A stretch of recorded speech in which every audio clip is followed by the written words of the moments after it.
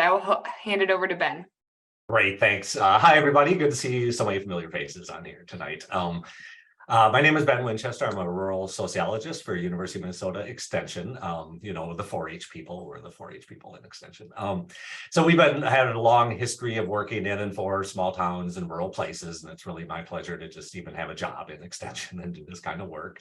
And you're going to hear a little bit of kind of where we've been on this survey, but we're going to talk more real specifically tonight about a rural newcomer survey, and that is how the survey was administered in Minnesota, kind of what we've done in Montana with it, what some of the results are that surprised us, and that really I would say reshaped how we think about economic development, to be honest, in Minnesota, in terms of economic development as a migration strategy, and what does that look like today as opposed to what it might look like maybe 100 years ago or so. So hello, everyone, and thanks for your time here tonight. So I do have a presentation, but hopefully this isn't going to be all antiseptic like they usually are, so you're going to see my face on here and stuff.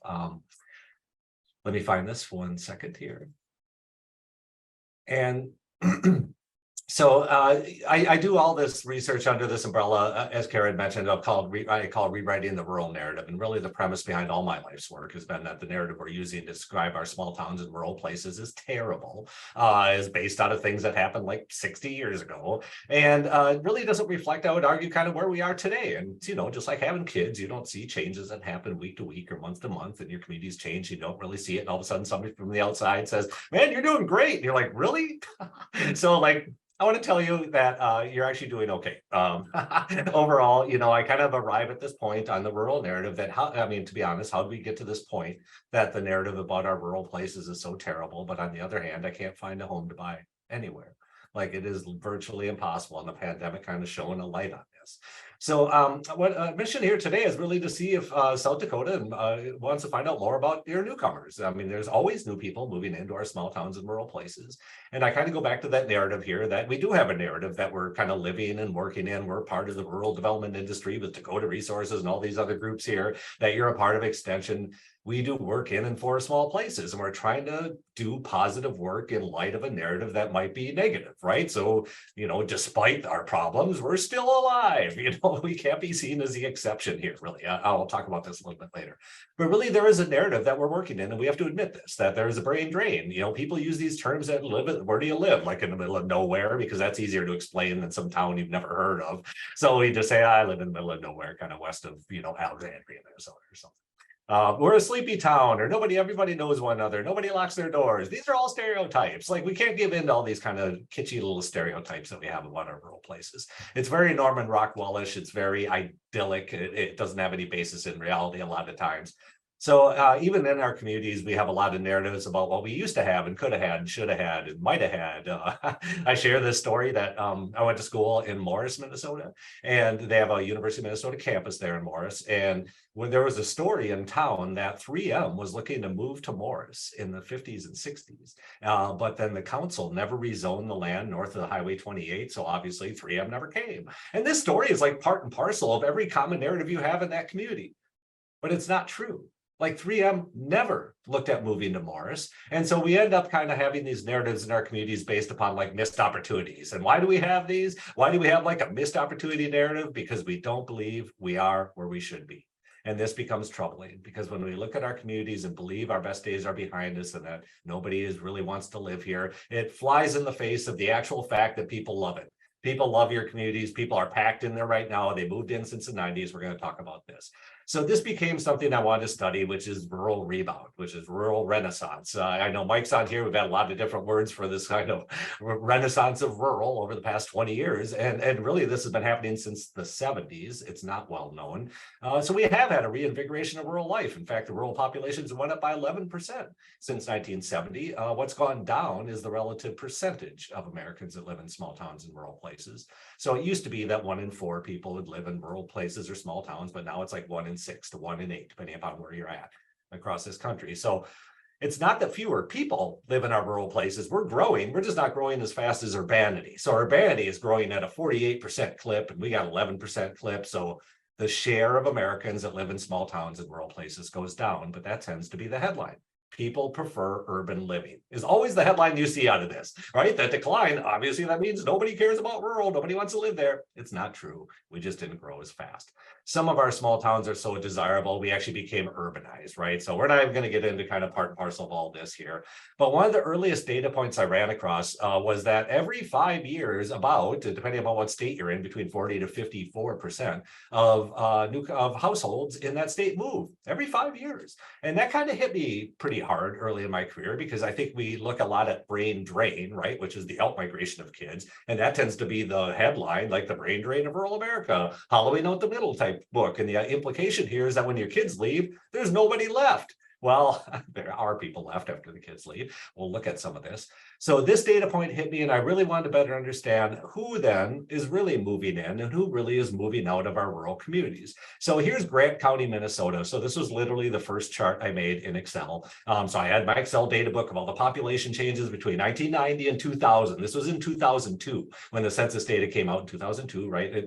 Have you seen the movie The Jerk? And when he's like, the new phone book's here, the new phone book's here. That's the way all us data people are with the US Census Bureau. So the census came out and we're like, the new data's here. And I dug into the data right away. And what this chart reflects is a cohort analysis, which means over the last 10 years, did this cohort of people by age get bigger or did it get smaller? And if the bars go to the right, that means that cohort of people in that age group got bigger and had more people in it. And if the bar went to the left, like here in 20 to 24-year-olds, there are fewer people in that cohort. So Grant County, Minnesota, this is Grant County, Minnesota, between 1990 and 2000, if you look at their population between those two time periods, it would be flat or stagnant if you're a negative narrative person, right? This flat population, but we know people are moving in and out all the time. There's a brain drain and we see it.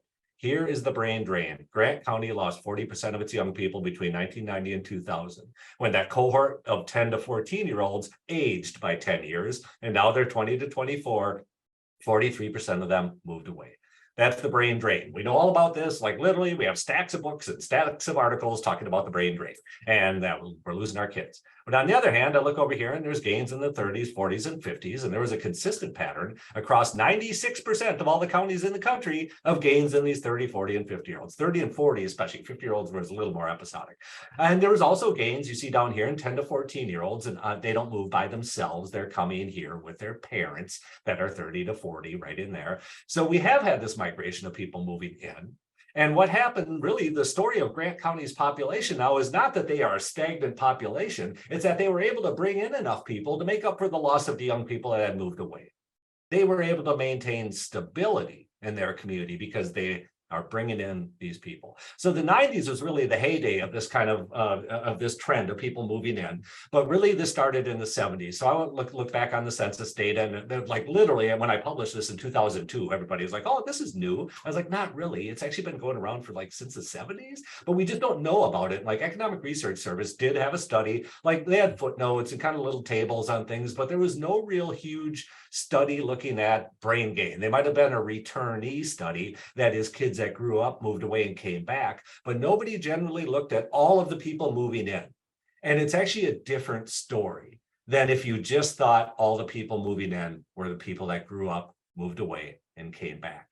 It's a very different story. So we've done these newcomer interviews. So we go and find newcomers. We define newcomers as people who had moved in the past 1 to 5 years. So we tend not to pick on people right away, their first 6 months. We wait till they're there for a little bit. And then we ask them like, how is it going? You know, kind of questions. So anyway, we've done this in 2004, 2012. We did a bunch of them, 2012 in Nebraska as well. 2020, our study was actually done in 2019, a year before the pandemic was our last study. Montana, the study you're also going to hear about, sorry, is behind me here. It was done in 2021, so a year into the pandemic. So we've got some interesting data points between pre and like very pre and post-pandemic here. And what we had found when we go in, again, we find all these newcomers, we call this our workforce movers survey, and we have a lot of different categories that we want to ask about.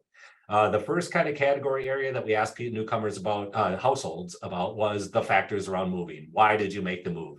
Did you have a job? Did you have family here? Did you have relatives? Like, what were the factors related to your move? Two are community ratings. That is, you know, how do you gauge the housing or the broadband? And you'll see some of these things in your community. How do you, what's your opinion of your ratings of those? Third one was asset visitations. This is things like how often did you visit your parks or playgrounds, or, you know, do things, festivals, things like that, assets in your region that you visited.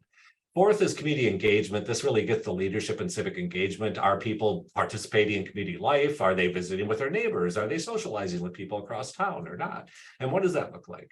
And then we have kind of our key background characteristics of our household, which would be our economic characteristics and our household demographics. And we'll look through some of these here.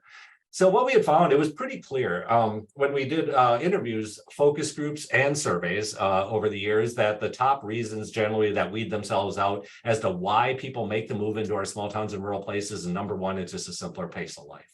It is access to immediate access to recreation. It's getting away from a commute. It's a lot of like control over your time. This was the depth we went into in the focus groups. It was just people wanting control over their lives, like control over their time, being able to take care of their kids and not having to worry about work all the time, kind of thing. Right. So that's number one. That's number one, was a simpler pace of life. Number two is safety and security. And that was especially high with people and children.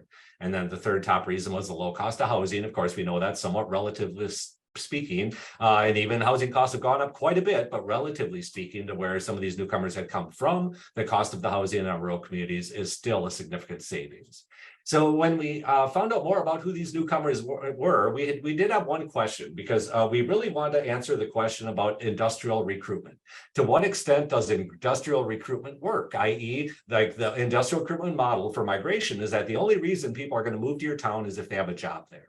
Right? Like you have industrial recruitment, you bring in a big employer, and now the employer is going to offer a job, and now people will move here because they have a job. And that's like, hello, 1940. We are in a very different world than this now. So we need to explore more of these motivations as to how people make this decision about where they move. So we asked a very specific question before, like, did you have a job or a job offer in hand for a business that existed in your community? And just 41% said that they had a job, they had moved to this community because they had a job or a job offer there. That used to be over 55, 60% when we started doing these like 20 years ago in studies. And now it keeps going down, keeps going down. It kind of makes sense. You know, we have a lot of work from home opportunities and things like that. You saw our economy shift to regional economies where we don't have jobs locally, we're commuting out. I mean, there's on the map data too. And if you look at commuting data, and even in Minnesota, I think I've got this slide later on, but I'll just tell you it now, like just 51% of Minnesotans work in the county they live in. So I think we, again, have an idea that living and working are so tied together in our communities, but they're not, and they haven't been, and they've been decoupling for decades in terms of why people make that move. So we do have people commuting out all the time. So anyway, people moving for just a job, the youngest people, the youngest households, it was 50% of those households said they moved because they had a job or a job offer, which makes sense. You're trying to build your career earlier. But the oldest people in this cohort, the up to 60-year-olds that we looked at, just 35% of them said they moved because they had a job or a job offer. Other pieces I want to hit on here is the one line right below that is just 25% of the newcomer households had lived there before. Like initially, we thought that was going to be 75%. Like, right, we hypothesized, we did a bunch of guessing before we ever did our surveys decades ago. We're like, what percentage is this going to come in at? So our question around, hey, what percentage of these newcomer households were from there, right? You know, they grew up here, they moved away, and they came back. They're returnees. We thought that was going to be 75%. It came in at 25%. Just 25% of newcomer households are from the community they're moving to. There are constantly newcomer households that are not from there, but they're not seen all the time too. So like, hey, you know, Josh, you move back, your son moves back. Like, hey, your son moved back. You're a recognizable face. You're a recognizable last name. Like, you have access to social capital and networks and like all these things. But I'll remind you that every time there's a newcomer household that you recognize and that is from there, there's 3 other newcomer households that are not from there. And what kind of an experience do they have when they move to your community? Who do they have access to emergency daycare? Do they even know anybody in town? Like, who do they have access to? So this becomes a big welcoming question, right? I mean, it just raises a bunch of questions. One other piece I want to hit on here, we're going to share this PowerPoint with you. So one other piece I want to hit on is just 47% of the newcomer households had kids. We thought that was going to be up to be 70 to 80% too. Like, you know, households moving into rural communities are going to be raising their kids here. Well, every time there's a newcomer household with kids, there's another newcomer household without kids. And again, like the returnees that are easier to see because they're recognizable, the people with children are easier to see, the newcomer households, right? It's like, oh, there's a new kid in my kid's class and there's their parent right there. Like, it's easy to see them. Every time there's an easy to see household, there's a hard to see household. And how do you really get out and find that? We'll talk about some of this coming up. So now to look at some of the differentials that we see in the survey results pre and post pandemic. So our extension study a year before the pandemic, Montana a year into the pandemic, we see that the percentage of people who said that they had moved because they had a job or a job offer in the community went down from 41% the year before the pandemic to 35% during the pandemic, which makes sense, right? You had a lot more employers offering an opportunity for their employees to work from home. Many employers who may even have been resistant to work from home were finally allowing it. So again, people did not need to move to work or need to have a job in your local community in order to move to your community. And they were doing this in high numbers.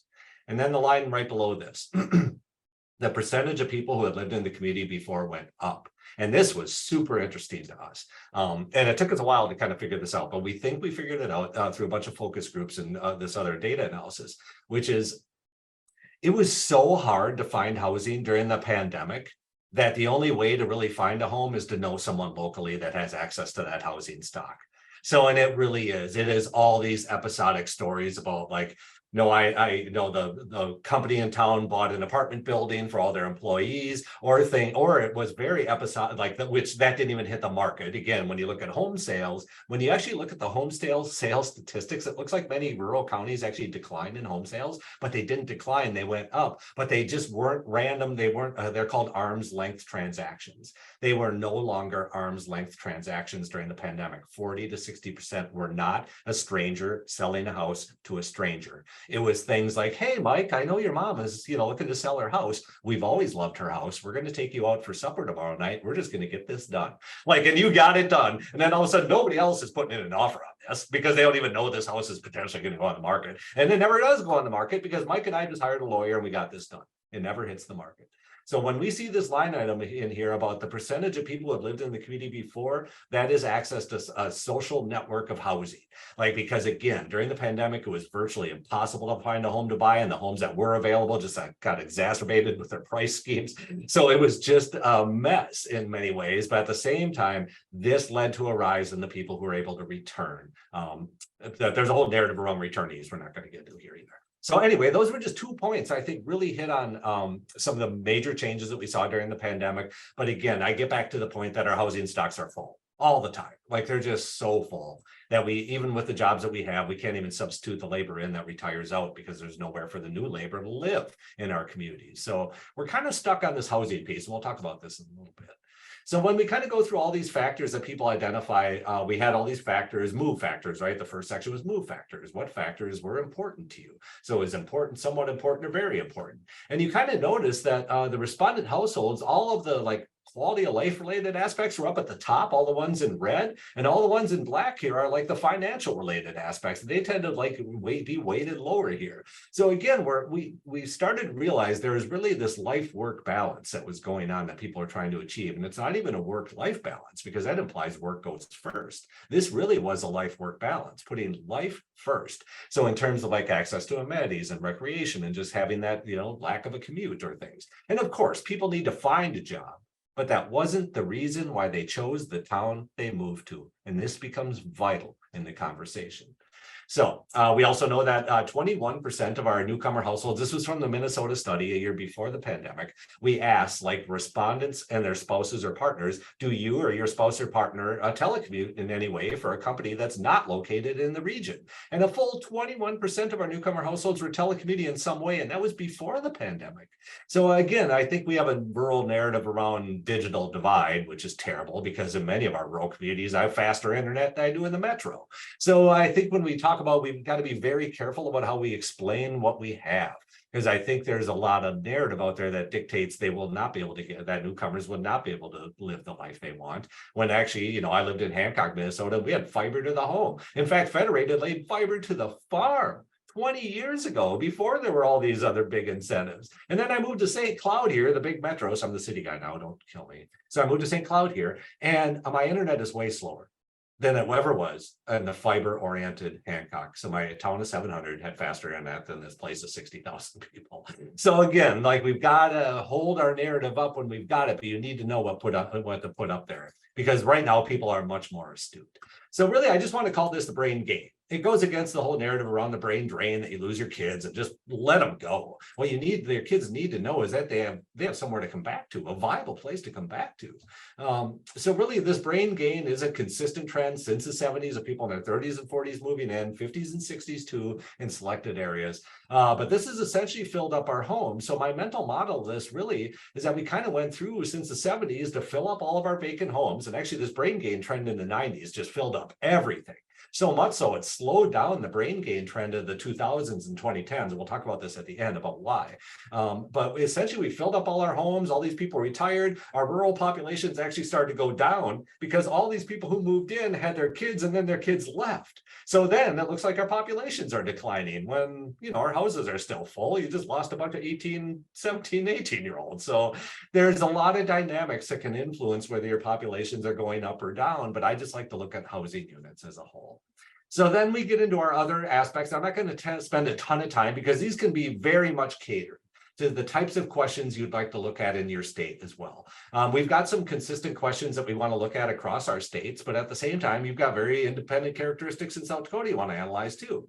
So these were some of the basic questions we had used. We had borrowed some of the language from like the survey we did in Nebraska 20 years ago and our earlier survey, and then just try to update it for more modern times, I would say, So overall, we ask, and the blue bar indicates that they agree or strongly disagree with this, and the red is that they disagree or strongly disagree, that they feel safe. Overwhelmingly, people do feel safe, satisfied with living in the community. They trust people. The schools are high quality. And just FYI, on the school side, I'll say this, because I get a lot of commentary and people believe that people shop school against school in our rural communities, and it tends not to be that.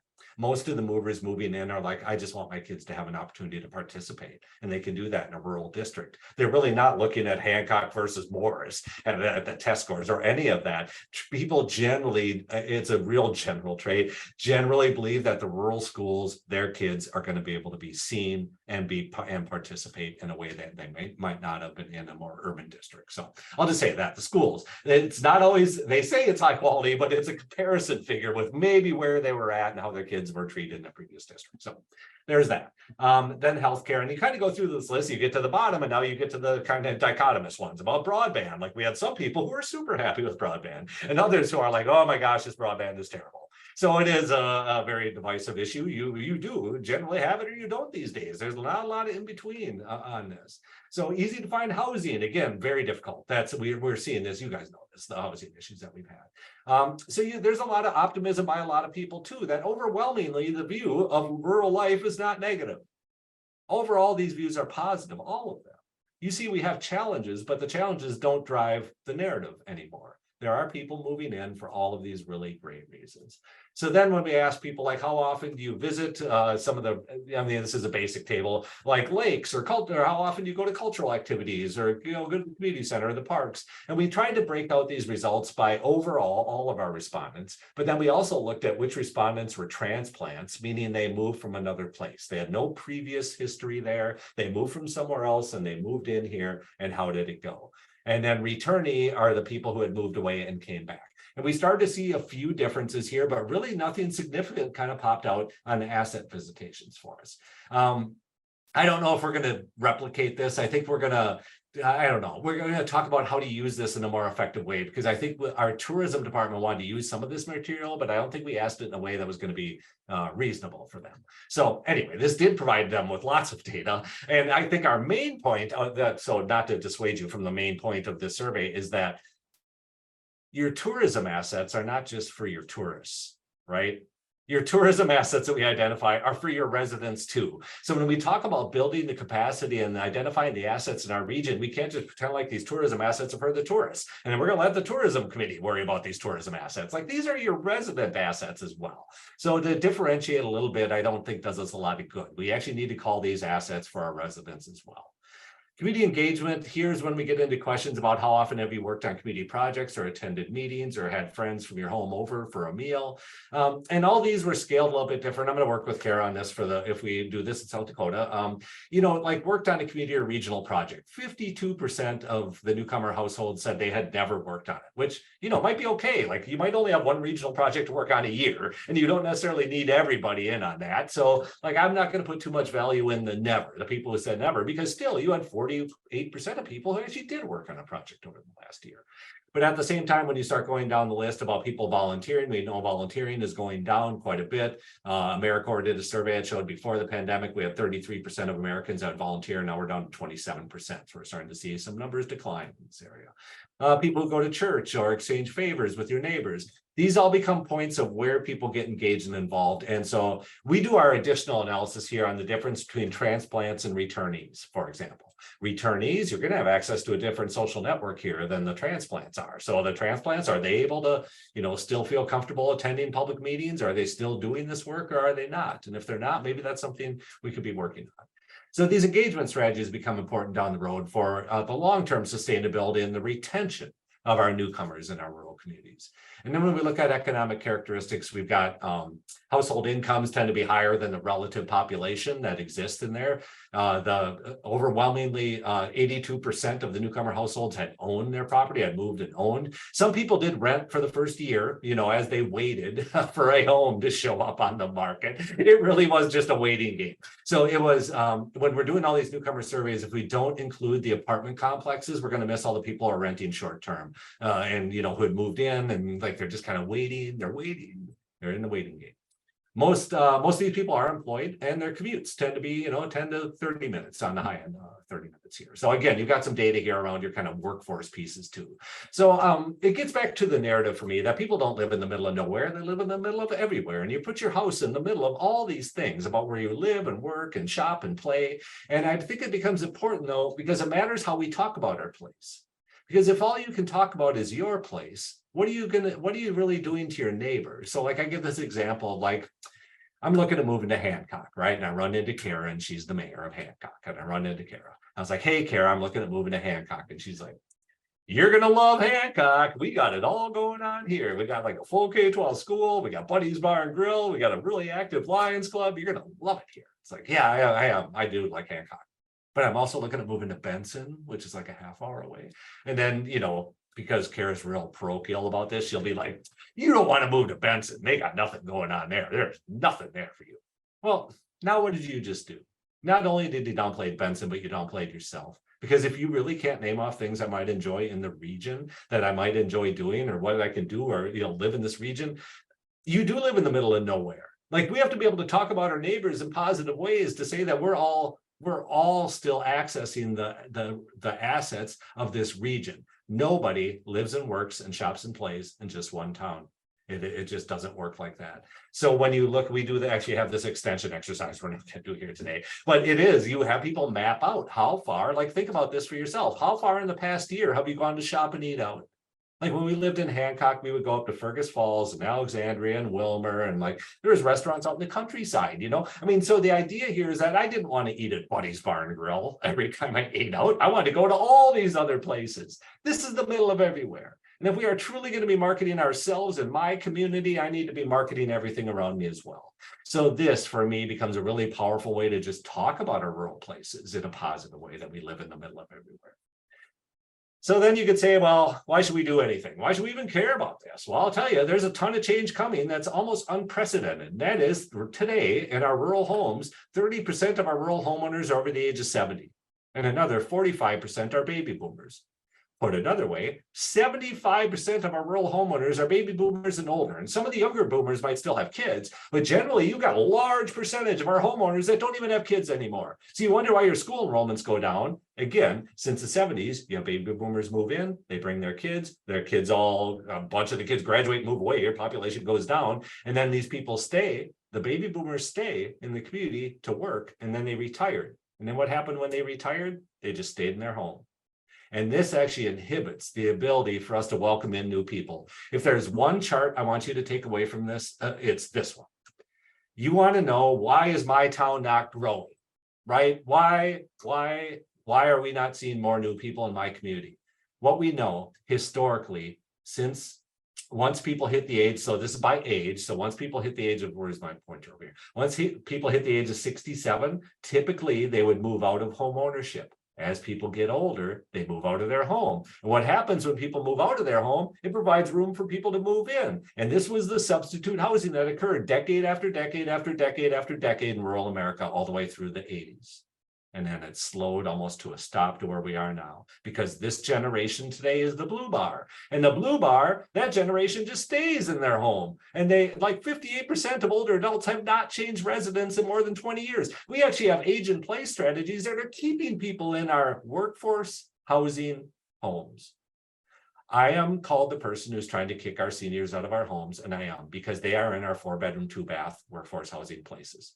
And typically in the past, they would have moved out. A bunch of them would have moved out. So the gap, when you see the lines between these two here, the gaps between these are the lost opportunities for homeowners to move in. These are all the people that in the past would have moved in and churned housing in your community, but right now they're not. And our seniors are staying in their homes for better or worse for that home, and for better or worse for themselves. So now we'll talk, we're not even going to get into that, folks. That's the whole housing presentation. We're not going to talk about that. We're just going to continue to talk about, like, hey, let's find out about these newcomers. So really, for me, it is what is the motivation for people wanting to move? I mentioned this earlier around industrial recruitment, is that the only reason people are going to move to your town is if they have a job.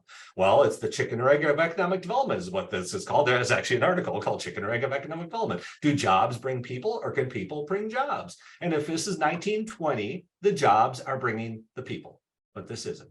This is 100 years after that.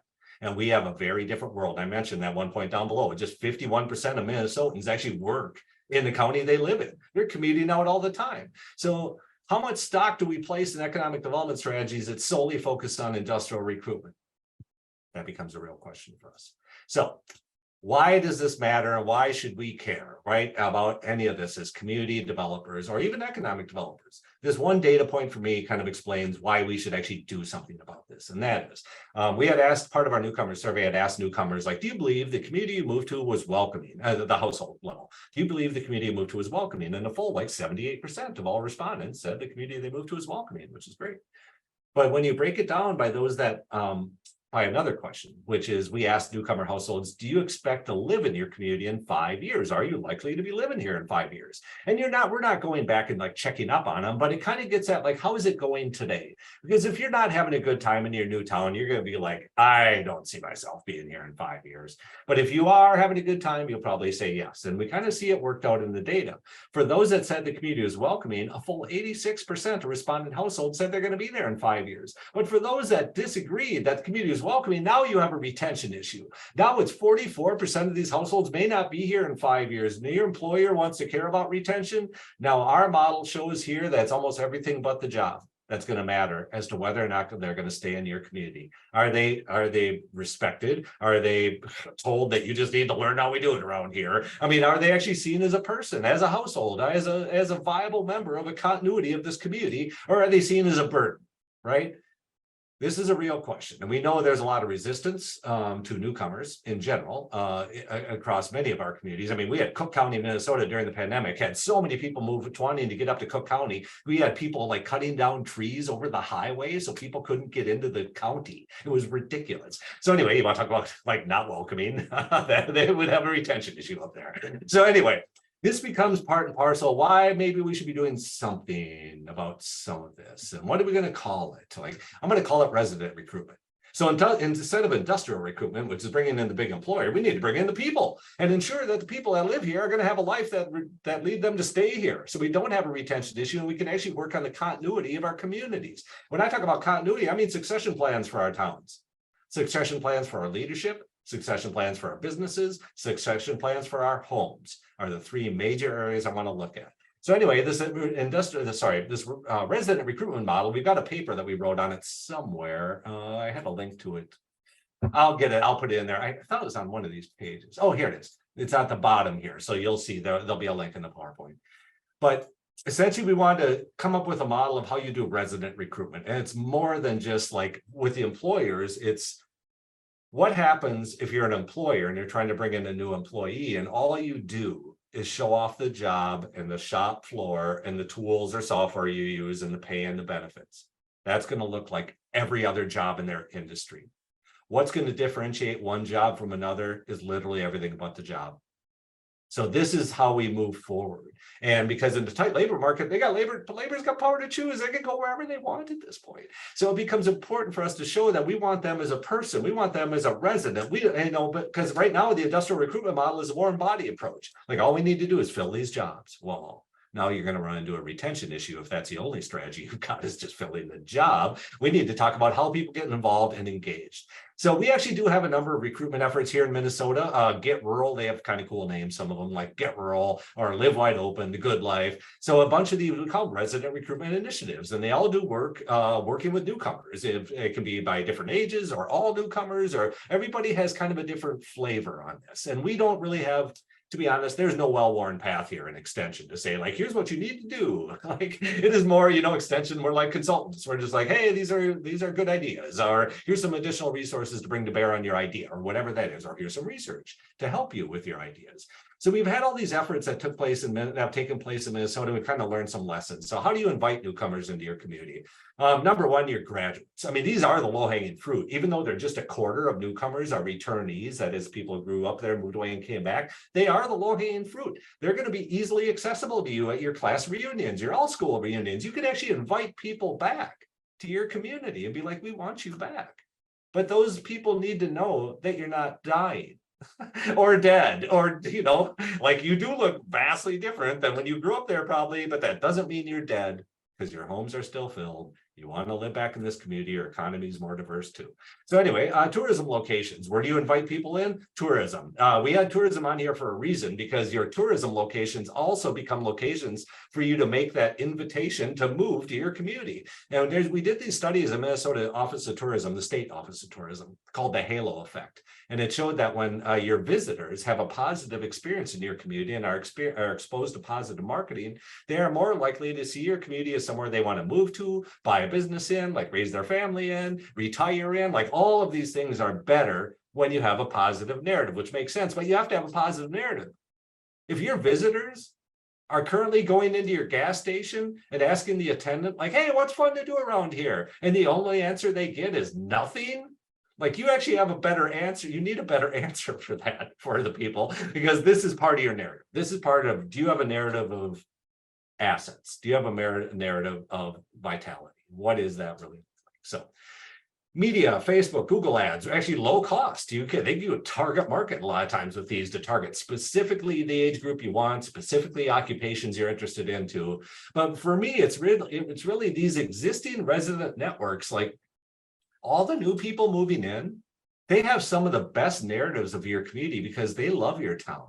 It's amazing to walk around and talk to all these new people about how much they like it, or they're optimistic, or they have hope and opportunity there, because nobody is moving to your town because they hate it. They're moving here for hope and opportunity.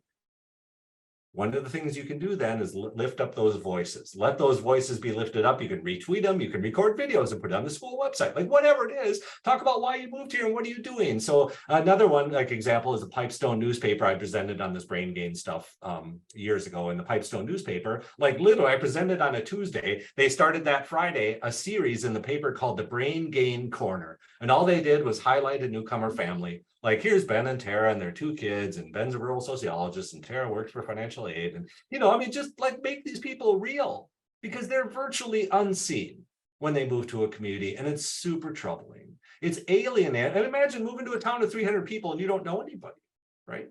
It's a scary thing. So anyway, lifting up the voices of newcomers, and that narrative really matters here on the invitation side. Excuse me. So incentives, we know lots of communities offer incentives like free land or free water hookups, and it's barely an incentive when everybody offers it at this point, really, right? So, and a lot of times, even with the land incentives, we did a study in northwestern Minnesota that showed all these communities that offered free land or like discounted land with all the hookups and stuff. Like 80% of all the transactions that occurred on this free land happened with existing residents just moving over to the new property. So like you just subsidized that family to move from one parcel to another, basically. It wasn't actually recruiting anybody in. So we actually have to look at what type of incentives work. We know some that don't, but a lot of these aren't really incentives that get people to move there. They're incentives to get people to think about moving. So even the Tulsa remote program, right? They're paying $10,000 or $15,000 or whatever, and their take rate isn't super high. But how many people did they get to even think about moving to Tulsa and start looking at jobs and looking at homes and trying to imagine what their life would have been like there? Thousands of people imagine their life. So I think it's important to offer an incentive structure that just gets people to realize that, but it might not be the reason why they make the move.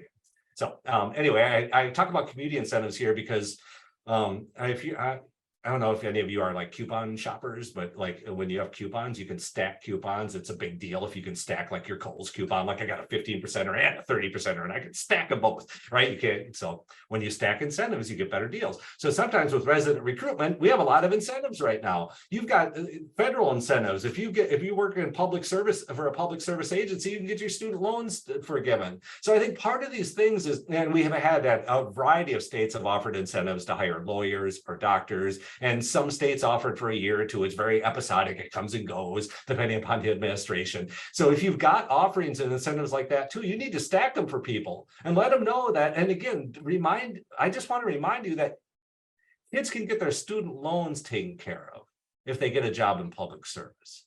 So if you're working for a school district or a government, like there's an opportunity here. So that's an incentive for you to actually live in a community. So I don't want to be ignorant of the fact that there might be incentives that we're not offering directly in the community, but are still accessible, and we can kind of package them together, especially if younger people see that they can't afford to live in the metro, which they can't. So people are actually viably looking at more Midwestern cities and rural communities. So, and then of course, economic supports. These are the key items you need in your community that people always look for: broadband, childcare. And we also talk about remote workforce training. And I'll talk about this from the extension perspective, because I think when we first introduced like computers and software like 25 years ago to communities, we did a lot of like how to use Word and how to use Netscape, like all these introductory things.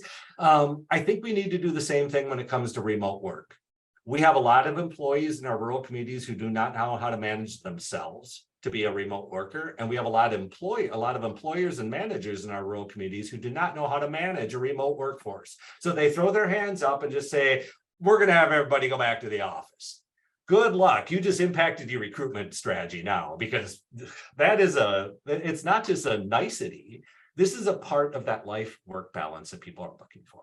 So remote workforce training, we do know there's a remote work certificate that's offered by different extensions across the country for both employees and for managers. So just think about that too, about building the capacity in your towns to do this kind of remote work. Co-working space, self-employment support. Again, the idea here is not everybody's got a job in your town.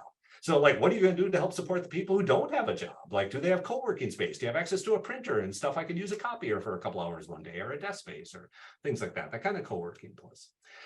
Business succession programs. This is a big one for me. We're going to have 60% of our rural business owners had planned to retire in the next 15 years. What is that really going to look like? I go back to the rural narrative here quite a bit, because if the narrative in your community is negative, why would anybody want to buy your dying business? Oh, Kara, I'm not going to buy your dying flower store. Like, aren't you in your town closing up shop? Like, why would I do that? Like, again, if the narrative is negative, like nobody wants to do anything. Nobody would invest in death. Nobody's going to invest in the doom and gloom and death and decline. So when that's not the story, we have a different story to tell. So anyway, business succession, that narrative really dictates for me whether we're going to be successful or not. But we do know that when business succession does happen, we did this research in Minnesota, when successful brain gain business succession, sales went up, the customer base went up, and the product or service line got expanded in almost every case of these business transitions. So it actually is really good news when we have these succession programs going. Spousal employment, again, if all you're doing is showing off the job for the person you're interviewing, like that's not enough. People are worried about their spouse and their kids and whatever else is going to happen in my life. So again, you need to know about opportunities potentially around you. So if they were interviewing me for a job and they knew my wife was in financial aid and they were like, sorry, we don't have any jobs here, and then just ended the conversation, I wouldn't even look anymore at your town. But if the next line was, hey, but I know there's a job up in Morris, 12 miles to the north, that has a lot of financial aid at Morris campus. That's a different one. But it is like, you've got to know what's going on around you. You want to recruit the one person for your one job, you have to recruit the entire household at this point. So then regional housing inventory, again, there's a huge tension with housing right now. Because again, I kind of explained that mental model of like, you had all these baby boomers move in, their kids left, they stayed, they worked, and then they retired and they stayed in their home. Well, what happens now if you have an economic development strategy that's trying to bring in remote workers, right? And say you've got a goal or you have some grant that's trying to bring in 5 remote workers this year. But meanwhile, your economic development agency is also serving your large employers who watched 25 people retire and then they can't replace them in their community because there's no housing. So now your local employer will be like, hey, Ben, what are you doing? Like trying to recruit all these remote workers into town? They don't even work here. And they're going to take one of the homes for my employees. We are in a heavy competition right now over the very limited housing stocks we've got between the existing employer stocks and their employment needs, especially after the Great Retirement, which is only going to get worse in terms of how this affects our housing stocks, versus where are people actually going to live when they can remote work and they want to be in your town. We need to have room for that. So there's a big tension here. There's a tension with housing. It's around your local employer and the remote workforce that might be moving in. I hope that makes sense a little bit. Then welcoming, how do you welcome people in? How do you find them? Number one, real estate agents. They know exactly who these people are. Property managers, they know exactly who these people are. City clerks, they know who your newcomers are. The ones that are signing up for water and sewer, that might be homeowners, right? And school districts too, they know who's moving in, especially with the kids. So if you were to have events, I talk about this like newcomer supper all the time. It's a low-hanging fruit, but it is like a newcomer supper isn't for all the existing people to gawk at all the new people. It's only for the new people. And the number one outcome out of a newcomer supper is newcomers saying, I can't believe I'm not the only one here. People, I cannot even tell you how good it feels to have suppers like this, to have people feel comforted knowing that they're not alone. It brings a tear to your eye to think how these people were living when you talk to them about how anxiety-ridden and alienating it really can be living in a rural community where people are, Minnesota, yeah, Minnesota nice, you're nice too. Like everybody can be nice, but not helpful.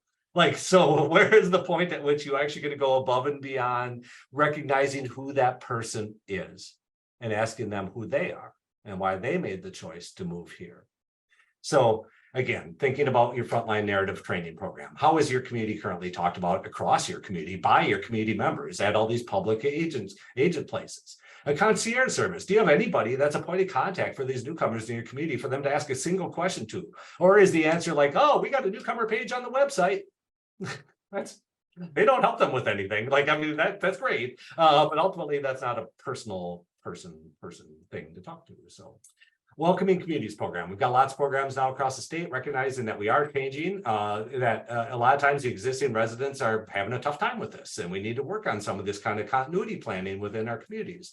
And then grab a bite. I talk about this one all the time. This is in Otter Tail County. Eric Osberg runs the show there. He's the nation's first rural rebound initiative coordinator. It's an actual job he has. It's the only one in the country. The county, they piecemealed funding for like 3 or 4 years, but now the county, he's just a line item in it. And now his job has been so successful, Otter Tail County hired a full-time community development director over the past year or two. So they have really been ramping up, and the county is dedicated to building 5,000 new homes, not just workforce housing, but it's all move over senior housing too. So they are like on the ball. But one of the things that they work on in the county is they have what's called a grab a bite program. And that means every small town, Otter Tail County is actually kind of big. Every town in the county has an ambassador. And the moment that ambassador hears about a new person in town, they call them up or give them a postcard and say, hey, I want to take you out for a meal. And so they do it, take them out for a meal. And the only rule they have is the Ben Winchester rule, which is you can't ask them for anything. Don't ask them to sit on your board or attend a meeting or buy a raffle ticket, like nothing. Like be nothing but a person that's going to be listening to what they want and what they may need help with in this community. So it's kind of related to that concierge service too, but it's really a single point of contact. Then how do you involve people once they're there? It isn't, hey, you just need to learn how we do it around here and kind of mentality. It very much is. These people want to be engaged and involved. The number of nonprofits continues to go up in this country. People create new nonprofits around their interests. So how do we actually accommodate new people with new views in our existing social infrastructure? When you have an attitude about, you just need to learn how we do it around here. Well, what if that person has a different idea? You better find a way to welcome new people in and allow them. The last point on here is make room within your community groups to allow newcomers to leave their mark on your group. Like, are there events they want to do? Are there things that they want to volunteer for? So rather than assuming and this is important, rather than assuming there is a culture that everybody needs to be assimilated into, I would rather argue that there is a cultural stew that occurs in your communities, and you're continually adding and removing from that stew. But if you imply that it's a melting pot, you imply that everything they bring is not going to matter anymore. And so I think it's important for us to talk about the culture changes that happen, and more importantly, have happened. Because many people today, I can't tell you the number one question I get to this newcomer survey is, when are these newcomers going to learn about our culture?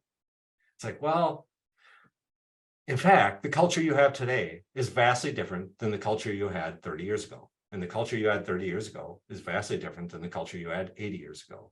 So unless you recognize that this change is continual, there is no equilibrium point here. There is a constantly shaping equilibrium, right? It's a re-equilibriumizing. This is the organic approach, kind of the theory on all this, but it is the idea that it's just a thing you just need to learn how to do. And in fact, I am truly a believer in the stew. You got to find a way for people to actually recognize the pieces of the stew that you've got and the importance that they have for your community. So I really just go back to the narrative. Your narrative matters. Number one audience for your negative narrative are your kids. If your kids continually hear that there's nothing here for them and our best days are behind us, they're going to believe it and they're never going to come back. But meanwhile, you could have your kids talking to some of these newcomers and hear a story about your community that you have never heard before. So this is where we really like to use newcomer surveys as a way to explain how people have been, and are reinvigorating our rural communities. So our housing stocks are filled and the people are making a choice here. This is my final kind of slide usually, is that people make a choice all the time. Nobody's being forced to move into your small towns, right? People are choosing to move in.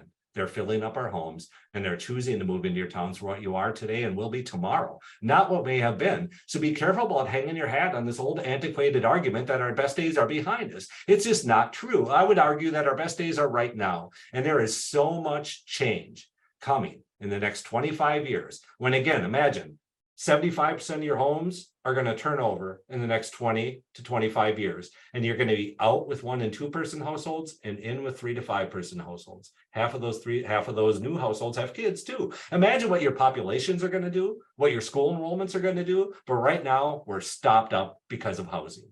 As our housing stocks open up, as people age, as people die, it opens up an opportunity for people to move in, and we've seen it. Minnesota Center for Rural Policy and Development, Kelly Ash, works in my industry here. We found that the counties in Minnesota that had the highest death rate, rural counties that had the highest death rate, also had the highest in-migration rate, because through death comes rebirth.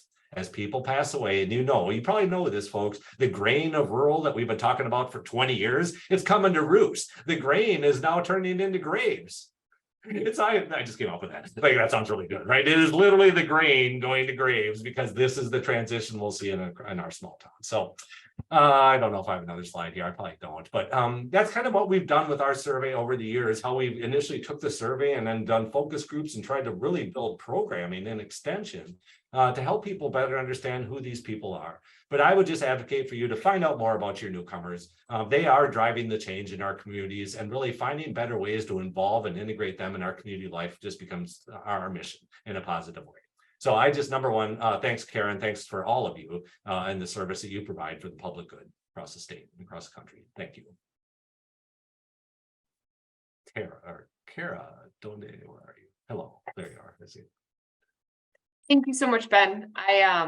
I'm really excited about your work, and Mike Knutson was the one who originally kind of convinced me to go to coffee and said, hey, I've got this really cool idea and I think we should bring it to South Dakota. And I can't wait to find out what our survey says about South Dakota. And I think even if it mirrors, which it likely will be similar to Minnesota and Montana's data to a point, I think it's going to be really, really inspiring to show communities that this isn't just what's happening across the country. Like, this is what your people said.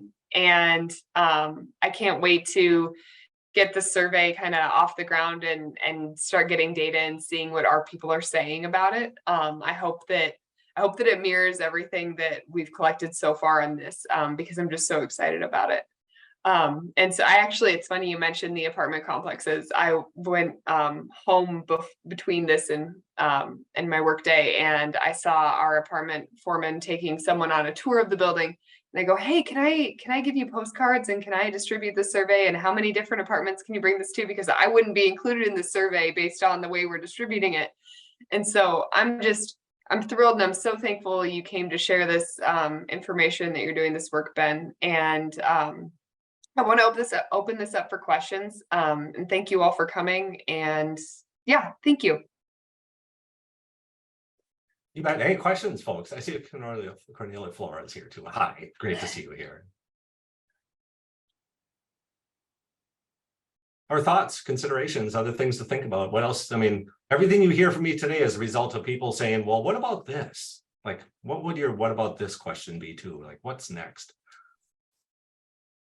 Yeah, Ben, my question is, how do you think we should be using this data once it's in? Obviously, there's the communities that are doing things already that you identified. Who do you think is doing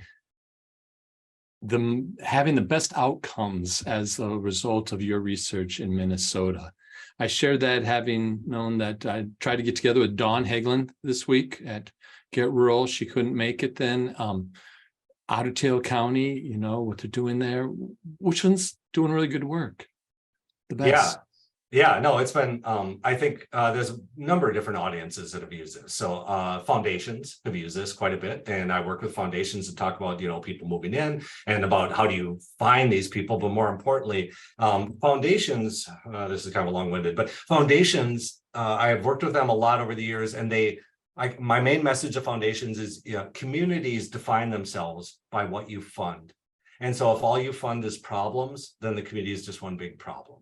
So part of this is like, hey, it's not just one big problem, but you got all these new people moving in. How can you capitalize some of the positive things around the movement of these people coming in? Or how can you support community suppers, like basic things like that? So that's one world. Education, definitely interested in this, because my model for the substitute housing, they're just like waiting for people to not die, but substitute in and move in.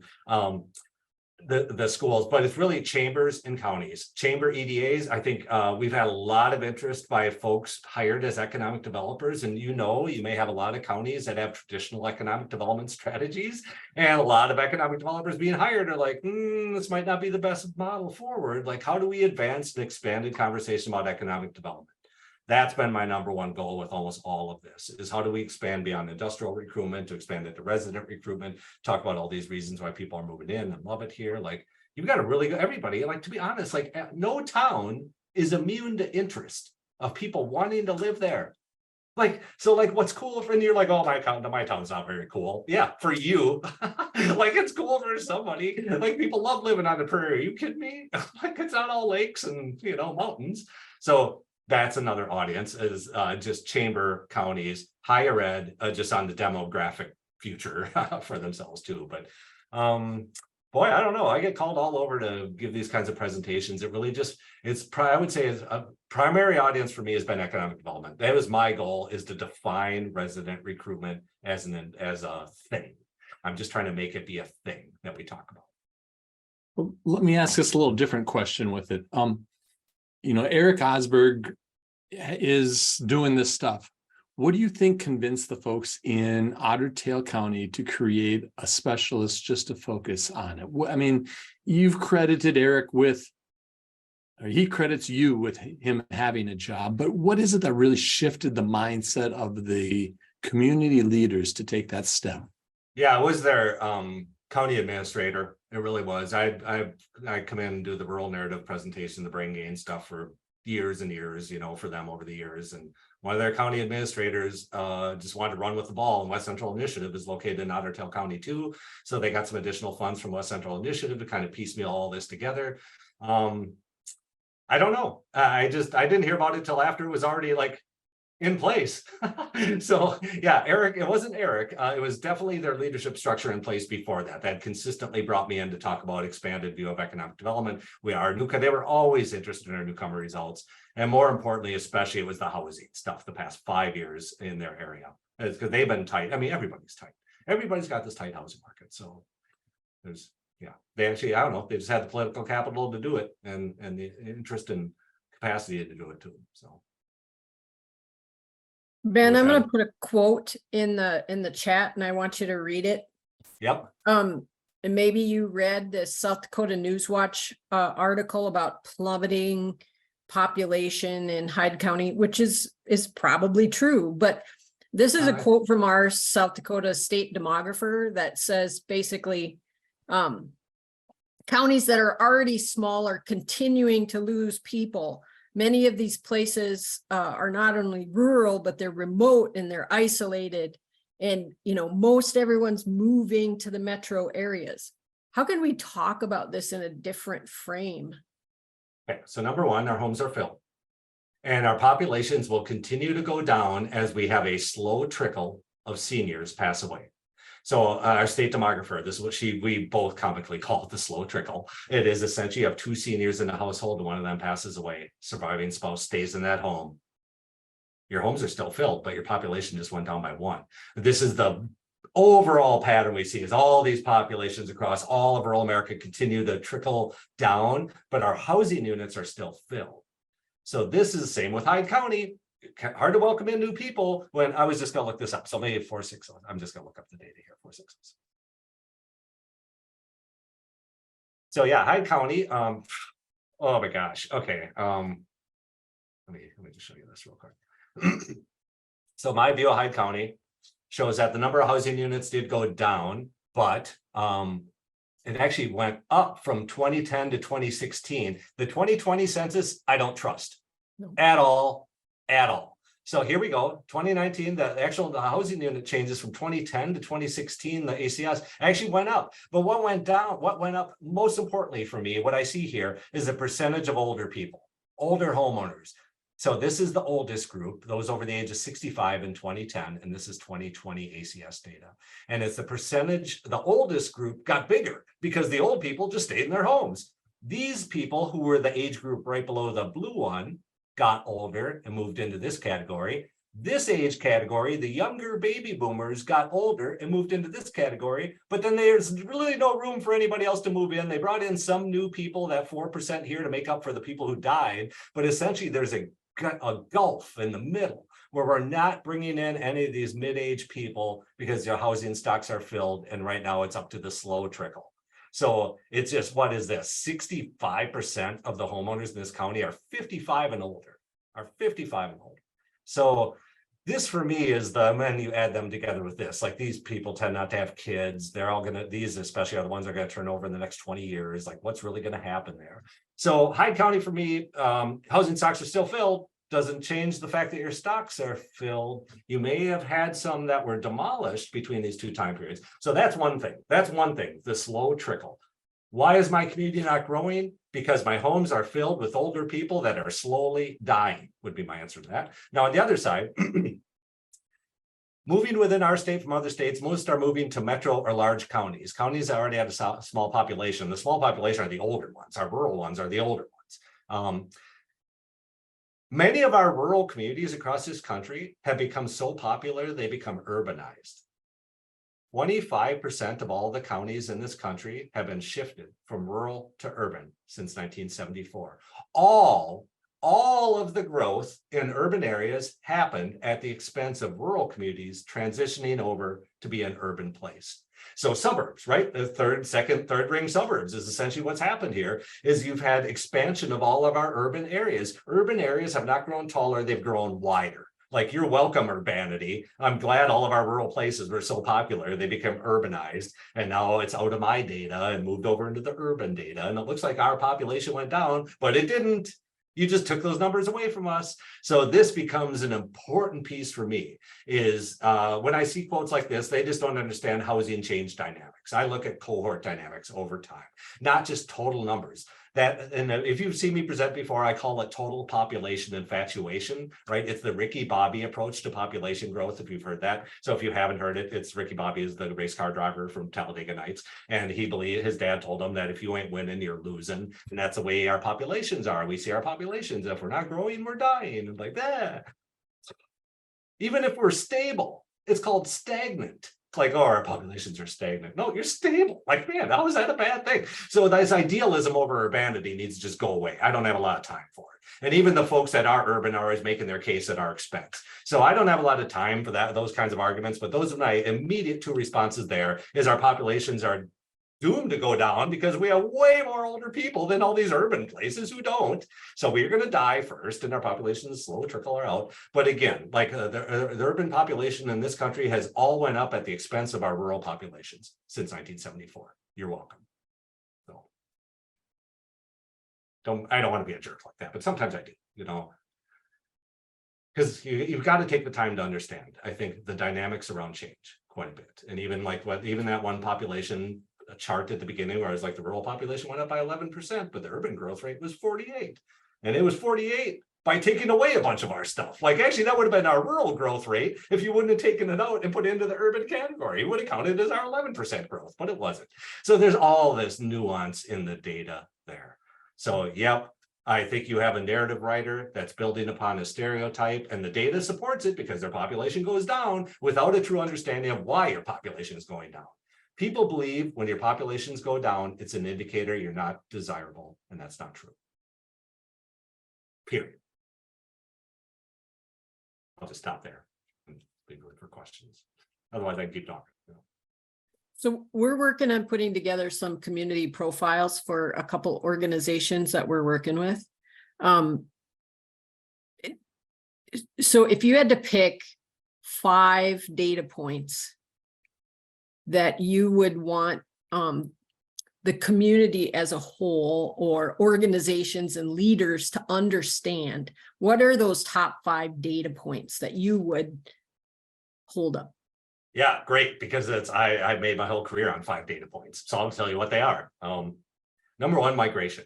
How many people are moving in and out? You can get migration numbers from Info USA, but there's always people moving in and out. In fact, you can just have your city clerk keep a little tick sheet about, oh, somebody came in and disconnected their water. Somebody came in and hired, got new water hookup. Like I used to have our city clerk do that. Just do a tick mark. Like we have a tick mark about how many people moved out, 3 people. How many people moved in? She would be like, oh, how many people are in your home? And like 4. And she would just make a little note. Like just kind of track that change in your community. It's Bean County. Number 2, commuting data. There's something called On the Map that allows you to look and see how many people are commuting in and out of any given place or any given county. And it just reaffirms the point that, yeah, you shouldn't just be working in your town. You should be looking well beyond your city boundaries. In fact, even your county boundaries were drawn during the time of horse and buggy and don't reflect how people live. And meanwhile, we're trying to make decisions in them. So commuting in and out, On the Map data, number 2. Number 3, nonprofits. Number of nonprofits keeps going up. Nonprofit assets keep going up. People are engaged in different ways. So a lot of times, I kind of, this is my transition point to talk about newcomer engagement. A lot of times is whenever I presented early on the newcomer research, people would be like, well, if there's all these new people here, where are they? They're not in my groups. I'm like, oh, right. They're not in your groups. They're in theirs. And you don't even know where they are. So now you're all bad-mouthing them because they're not showing up at your group. Meanwhile, they're like leading this other group that's regional. How people are engaged looks different too. People don't want to be in the Eagles and the Lions Club. People want to be in like regional mountain bike association and trail association, whatever. I mean, it's all very different. So that the presence and growth of nonprofits becomes another one. So what I have, commuting, nonprofits, the newcomer stuff, and then the housing profile, just like the one I showed you for Hyde County here, looking at how your housing profiles have aged. And that leads to a conversation, because I believe this is the number 1 conversation to have right now, is to talk to your seniors about moving out of their home and get them out of their 4-bedroom, 2-bath place and into their move over housing is what we call it. And it's something like, it's patio homes, it's independent living. It's not nursing homes, folks. Because I think the moment we start talking about senior housing, the seniors are like, well, I don't want to go to where all the old people go to die. It's like, yeah, we're not talking about that. So in my housing presentation, I call this a continuum of life. Before you get to the continuum of care, there's this whole continuum of life that people want. But right now, nobody cares about these seniors because they're not in the workforce. Like, oh, you talk about on the housing side is workforce housing. But I look at all these housing studies and they're like, oh, you need 700 more workforce houses. And then I look at the data, it's like, no, you got 800 workforce homes that are currently occupied by seniors. Like you've already got the workforce housing, you just need to get the seniors out of it. So it's the wrong people in the wrong places. But at the same time, this is a huge battle, a huge mountain, because we have these age in place strategies that are like trying to keep people in their homes. We got billions of dollars right now trying to keep people in their homes, and like, oh, we'll bring you meals and your meds and all this. And in some ways, I'm like, oh, let's just make it harder for people to live, because no, I don't want to do that. But it is like, how do we actually advance a conversation about what is a finite thing? Our housing stocks are a finite thing in our rural communities. You are not just building new homes because you wish for them. This doesn't happen. Housing gets built where there's income. So let's move past the build new workforce housing conversation. And we will, and this is where we are at in Otter Tail County. We are building move over housing. Like there was a housing developer I presented one March. There was a housing developer, just like this data that you saw for Hyde County about all these old people, and they're moving up in there. And they weren't moving out, or they probably would, but they don't have an opportunity to. So anyway, I came back in September and there was a housing developer there. He said, I had never really seen data like this. And so I put up these 4-plex patio homes, 2 bedrooms and 2 1-bedrooms, and they sold the moment I broke ground. So I put up 4 more, and then those sold the moment I broke ground. He was like mad. He was mad that no housing studies ever look at this. He's like, how did I not know about this? Because all you know, those housing studies are boilerplates, folks. They are done by consultants that are boilerplates. And so there's no real, so I'm asking you all to put more pressure on them to talk about this move over housing. So that would be, Paula, my other, maybe I have 4, but the housing one, this just is the launch for every conversation for me, is how your communities are changing. You're filled with all these older people. So I do talk about the community development work that needs to be done to help that home transition to another household. And it is people work. It's like, hey, I got to talk to my mom about moving out, even if she doesn't want to. Like, and because ultimately this is just such a huge thing, but because ultimately, like when seniors have to move, it's emergency mode then, and they don't have choices. I watched too many people in Hancock have to move out of town because they didn't know there was a waiting list. And they're like, oh, something happened. They got to move out of their house, and their kids get involved. And like, Mike is here to help his mom move out. And then he finds out that the place his mom wanted to go to has a waiting list for 1.5 years in town. And why is that? It's because we didn't plan any of this. We're doing no planning. Right now, our policy around housing transition is the policy of best intentions. And that is our seniors saying, I'm going to live in my house forever, as if that's a policy. It's not, and it doesn't work out like that ever in the end.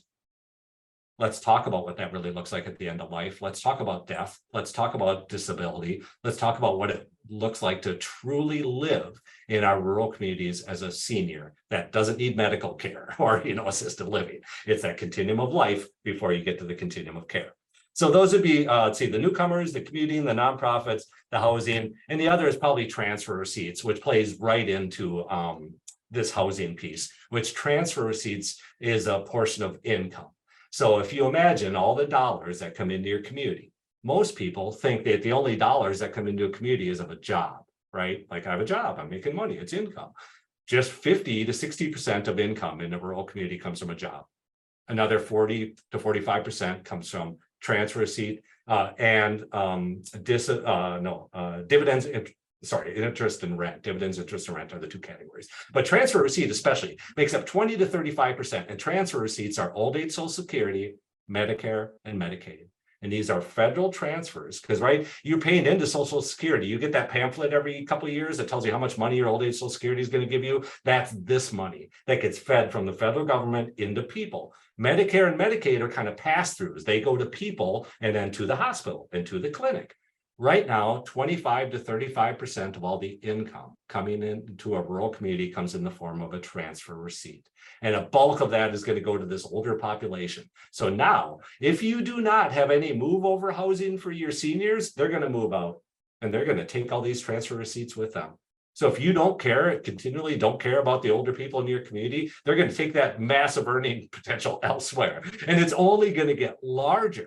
So I've got other charts here too. But if you ever want this at the county level, I've always got these charts easily made up for you. Anybody really, if you need these. And even if you wanted to have another webinar or something to talk about these transfer receipts more, I'm happy to do it. But those would be the big ones, because then the transfer receipt gets economic developers to talk beyond the jobs again. Like it's not just your jobs that provide income. Like we have all these seniors in town that have all these hospital and clinic and pharmacy jobs already. Like imagine how many jobs you already have today because of Medicare, Medicaid, and old age Social Security. And this doesn't even include private retirement accounts. This isn't 401ks or Roth IRAs. This is only federal transfers in. This number is going to get around 40 to 45% of all dollars coming into a rural community is going to come in the form of a transfer receipt over the next 20 years as these people start to retire. So if you don't care about your seniors, they're going to take all these transfer receipts with them. And that's a choice you've got. But doing nothing is a choice too. Doing nothing is the number one choice you can make to shoot yourself in the foot.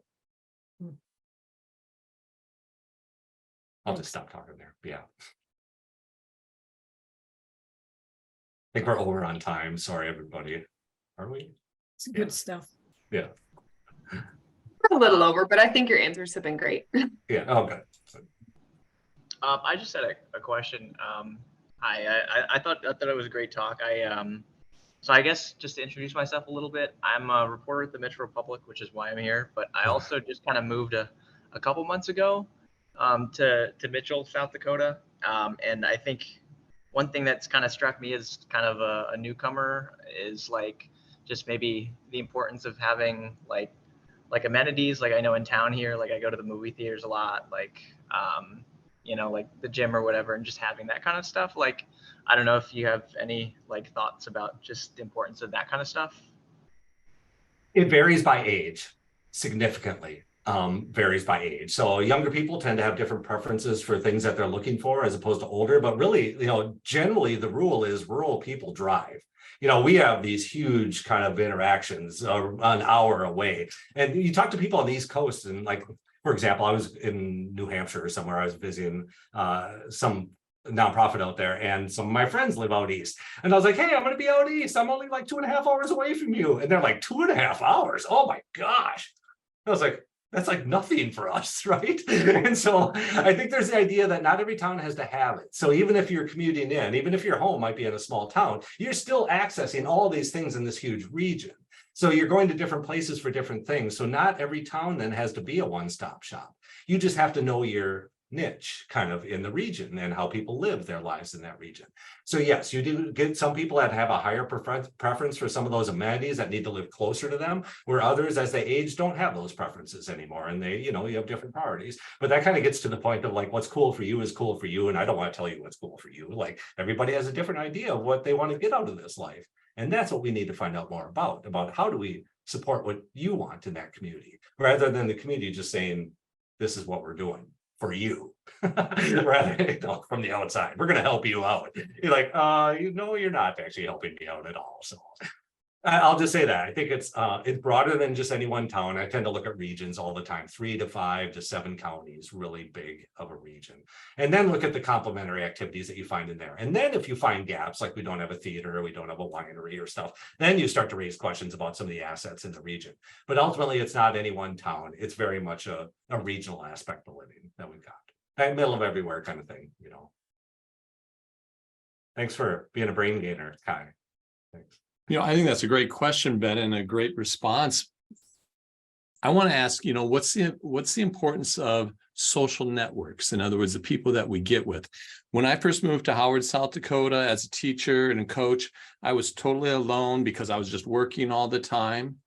As soon as I got involved and found my network outside of the school, I had a totally different experience. Now that town doesn't have a lot of amenities. What is the role of social networks in helping people feel like this place is valuable to them? Yeah, no, that's it. People with kids have an easy in right away, generally. So it's always these kids, the households that don't have kids I'm interested in because they tend to struggle more. It is about the network. A lot of times that happens through jobs. Almost always, as people move in, they tend to get most of their networking done through their employer or through their colleagues at their employment place. So that's where if you were to do community development through the employers, trying to get more, bringing them out. But a lot of this too is not everybody is extroverted. You've got a lot of people are introverts. And how does that look in a small town when you might be real insular? And, people do have strong networks. We do know, especially in the upper Midwest, we have strong levels of social capital up here too. That also means it's harder to break in at times. So, like with a gang can have super high levels of social capital, but they have no connections to the outside world. So they never change. The difference is when we want to do social capital work in our communities, we want to have those connections to the outside world, i.e. we have brain gain, we have people moving in that can help feed that idea structure for what that looks like. So then again, I go back to the, do we ever like, I know Mike, you probably heard this before, but like I lived in Hancock for a long time. And one of the things that happened when I moved to Hancock was within 2 weeks after I moved in, there was a knock at my door and there was a guy there. And it was like 8 o'clock at night. He's like, hey, welcome to town. I see you moved in to Amy and Jason's house, right? It's Amy and Jason's house. It used to be. And he's like, welcome to town. I was like, oh, this is great. And then he says, well, are you ready to join the Lions Club? I was like, I guess. I mean, what am I going to say? No to somebody who came and welcomed me into town? There was no way I could say no. So I did. I got the yellow coat and I was in the Lions for a while. And like, but I had no affinity for this group. It basically, I showed up and there were 5 guys there. So right away, I'm like, oh my God, I'm shouldering 20% of the load, like, or whatever that is, right? And then it's like, here's the 5 things we do every year. Which one do you want to sign up for? I don't know, I'll collect the eyeglasses, I guess. You know, I mean, the idea is these groups make no room for newcomers to come in and feel as though they can make a mark on these groups for themselves. I may have plenty of ideas for how to better the community, but it didn't matter to this group because it was already carved in stone what they were doing. It also didn't matter at all who I was. He didn't know who I was.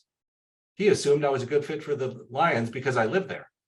And I happen to move into this house. So like, again, the warm body approach, I think, can shoot us in the foot a lot of times when it comes to these newcomers and the engagement side. So I do believe, just with same with our young kids too, we need authentic ways for them to be engaged and involved in our groups. So if you've got groups that are floundering, they're going to continue to flounder if all they do is hunker down and try to solve it themselves. They need to reach out at that point to make it better for the others. So it is, the social networks is huge. A lot of people still have strong networks back home too. So they, when you think about like Granovetter's strong and weak tie kind of stuff, it is around where are they building strong ties? Where are they building weak ties? So we are just weak tie builders, to be honest, an extension. We're just trying to make some ties amongst people in the town to the right institutions a lot of times. But those are the big ones for me through the job. Number one, for the people, again, that work there. But again, I would go beyond your county boundaries because you're going to find people that work 2 counties over that live in your community. So if all you do is work with your employers, like, okay, you've got some people who are commuting in every day too and don't live here. So this becomes a dirty problem to have in terms of like, there's no well-worn path forward. There's people who have different personality types in terms of whether they want to put them, you know, quote unquote, put themselves out there. And you hear, I do plenty of focus groups, or sorry, panels. So, and you do this too. If you ever get a chance, like anytime you get a chance, have newcomer panels. Have a panel of new people, 5 to 7 newcomers, get up on a stage in front of all your local leaders and talk about their move. Talk about what they like, what they don't like, what they love about the town, because sometimes it may be the first time they hear people talking about they love the town. So like you might have a negative narrative person there. But really, yeah, it is social networks, but it's super hard to break in to some of these networks, and unless we build the structures into it, because we tend to have strong social capital, which is great, but it's hard for people to break in at that point. Other questions? Let me just jump in. Paul is maybe unmuted herself, but I'm going to say my social network is the Homebrew Club in Watertown, where I now live. And it's the group that I can connect with and have conversations with. And so I just got a text from 2 of my friends who are inviting me to go have a beer with them. They're at the prop right now, just down the street a little ways. And so I'm going to shag out because that's my network. That's how I connect. That's why I want to stay in this community. And I feel like I need that. And I think a lot of newcomers need that. Maybe Kai needs that homebrew club or whatever that social network is in Mitchell. So good luck. I hope you find it, Kai. Yeah, Minnesota, we've got Regen, the Range is what's called the Regen. That's a group of any new young professionals. It's like a young professionals group that it's run by young professionals, and you can only be on it for 3 years, and then they kick you out because if you're not new anymore. So it is just sometimes there's opportunities for the new people just do it for themselves. See you, Mike. Other comments, questions? I will mention, I also live in Watertown and Mike did not invite me to the prop. So I might have to just run down there afterwards and ask him why he's not inviting the new people. Well, I'm happy to do more. If you ever want me to do more, let me know. I think we should get running here, 7:55. Thanks, Ben. Always Yeah. appreciate your Great to see you. information and your passion for rural places. So Yeah, no. thank appreciate you. For everything, right. Kai, nice to meet Thanks, you. Nice to have you, see you here. Ashley, nice to meet you. See you. Thank you, everybody. Okay, I'll talk to you later. Kara, I'll send you a copy of the PowerPoint. Yes, I'll send you the recording and we can do I can send out an evaluation as well, like we did last time, and kind of run this like we did with the last one. So thank Can you you again. send me the evaluation results? Did you send me those? I thought I did. I'll look Oh. back over the emails, and if I didn't, I will resend it. Yeah, could you? That'd be great. I just keep a little record of them. So. Absolutely. Awesome. Sounds good. Okay, thank you. Bye, Ben. Talk to you later. Thank you. Yeah, see you next week. Yes.